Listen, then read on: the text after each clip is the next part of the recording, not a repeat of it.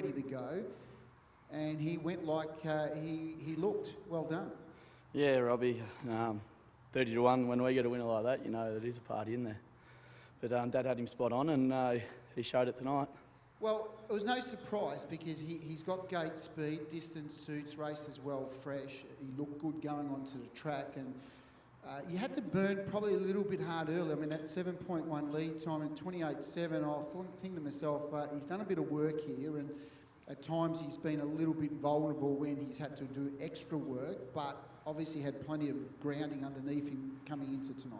Yeah, look, you know, he burnt the gate and copped a bit of pressure, and we never stopped for air. And down the back, I was a little bit worried, and I felt we were running. But you know, when you got a lap full of horse at the top of the straight, and everyone else is under the stick, and I'm sitting there just waiting for air. So, yeah, he's stepped up, I think, this time in, and he's had a bit of ground work. He hadn't raced for a while, but his track record when he's big odds has been pretty outstanding. But I'm pretty sure you're a smart man and would add something on yourself.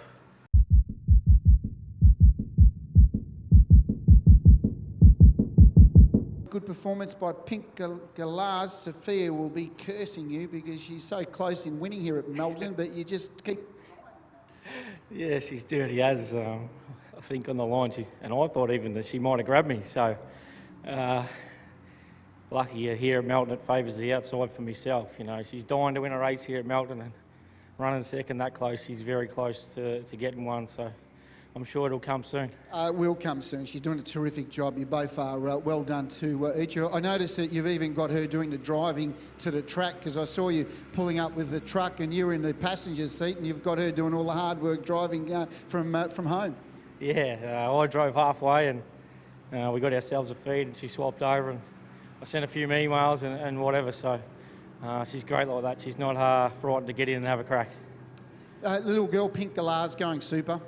Yeah, I sort of thought there was a few dangers to me outside, and I knew Gus is definitely one of my dangers. But when they moved up 3 wide, I thought time to get moving, and I let her stride. And maybe in the end I probably went 100 too early. But considering how Gus got so close, but I was thinking that if I ran him off his feet, he probably wouldn't get me. But to his credit, he got real close, and that's probably testament to where he's at the moment. You know, he's in a great vein of form, and she had to pull out all stops to beat him. So, it's still a terrific effort from a little filly to do all the work and make them all chase and still hang on. So we're pretty happy.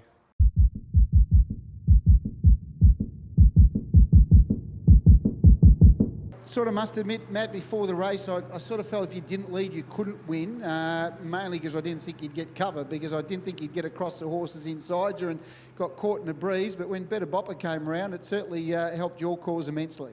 Yeah, it probably changed the complexion of the race, and I was a bit like yourself. I wasn't sure whether I could find the front, but I was going to have a crack. But, the horses to my inside were, definitely way too quick. So we were happy just to lob there and, not put any pressure on. It was probably a good thing that Emmett come around on Better Bopper, and his horse went terrific. He obviously knew that it was going well, and it took the entire straight to run it down, and even then I didn't know whether I was going to get it. So the second horse was a good effort.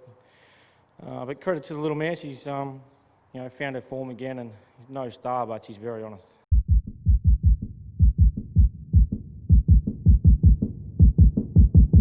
He's just solid, isn't he? He just continues to turn up week in and week out, continues to race well, and keeps delivering the goods. Yeah, that's right, Rob. He keeps getting the job done, and he sort of never travelled as flash tonight as he has in previous times. But when Karen's horse sort of went to the inside, he sort of got going. He was half sort of waiting for it a little bit, but the death horse kept him fairly honest all the way through. Yeah, and he's just strong, just continues to run quick quarters and just solid times, makes it hard for horses back in the field. Yeah, that's right. I mean, when you're getting home in 54s and sub-55s up front, it's mathematically impossible for the ones behind to make ground. Tonight, were you happy in the run? Your lead time was 45.9 at first 2 quarters, 29.5, 29.9, so you pretty much controlled that tempo. Yeah, he the other night when he led, he really towed me, and he sort of, tonight he was switching on and switching off a little bit, but when I really had to dig deep and he had to find, he had a little kick there.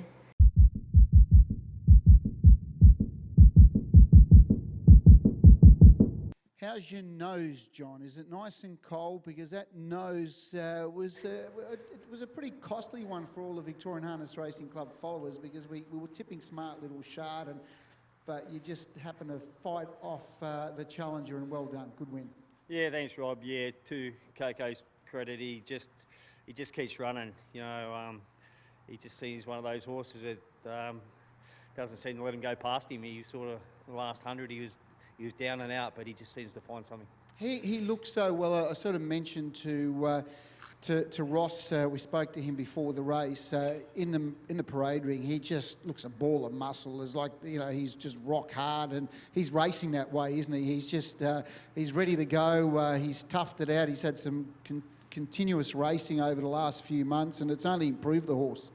Yeah, absolutely. Yeah, Jess and Greg, they've done a great job with him. I've driven him a few times when Greg hasn't been able to, and to their credit, the horse seems to, he's just, as you said, he's built up. He just seems got stronger the more racing he's had, and it's just clicked how they're training him, and he just, I think he's got better and better every time. You're able to get away with it, you know, it was 7.4 lead time. The 28 first quarter was so that 30-second second quarter really just helped you get through that race. Pretty much, yeah. It's sort of, he's a tricky one to drive in that regard, because you can't afford to go too slow, because that just allows the other ones in, whereas his forte is his staying power. But yeah, so it was just nice to get that 30 quarter and then get rolling again, and he just keeps going.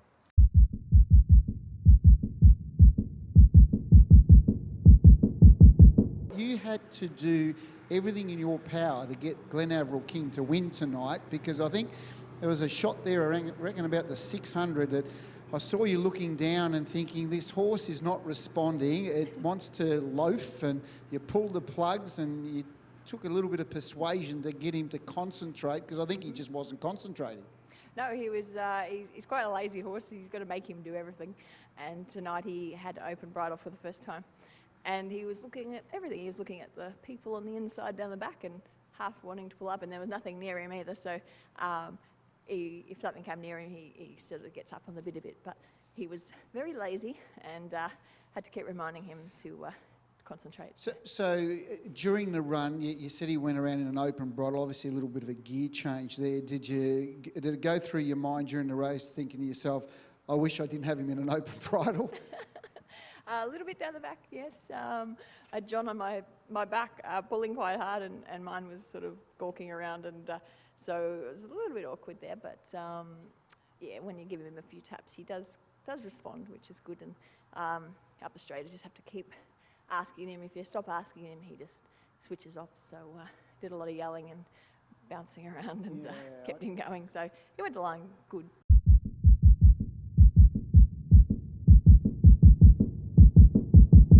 Took a while for him to get to that winners list, but he's back now, winning a couple in the last 3 starts. Yeah, he's really stepped up of late. He hasn't had the greatest of luck. When he came over originally, he ran terrific in the Trotters Derby, and he ran second. And then we spelled him and brought him back, and he had a hairline fracture behind, and then he got over that and come back, then had another little niggle, and it's just taken a while to get him back to his best, but really happy that he's been able to get there.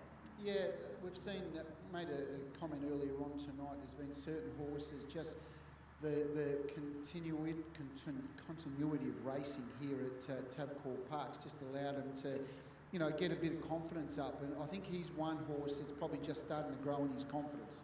Yeah, definitely. Like, he was racing in stands most of the time, and you know, this time he was in stands, but he was off 40, and it's just mission impossible. Like, very hard to win those stands off 40, and he couldn't win those. And then back to the mobile racing, and he sort of went much better, but he's just stepped up to this grade now. And yeah, I was quite happy with his run last time when Greg drove him, and I thought he had a little hope tonight. But Sammy Showdown's pretty good horse, so it was never going to be easy. But it's always hard to make up the ground like Sammy had to do from back in the field. So it's never easy to win, and luckily we were in the right spot tonight.